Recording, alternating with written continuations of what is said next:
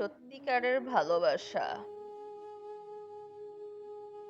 সত্যিকারের ভালোবাসা এই একটা জিনিসের অপেক্ষায় কেউ কেউ সারা জীবন কাটিয়ে দেয়।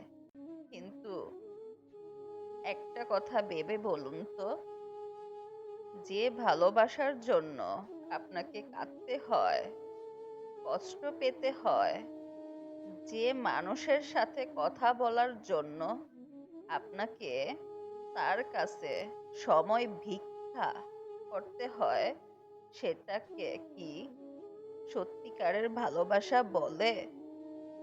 আসলে সত্যিকারের ভালোবাসা বলে সেটাই, যার পেছনে আপনাকে দৌড়াতে হবে না, সে নিজে থেকে আপনাকে খুঁজে নেবে।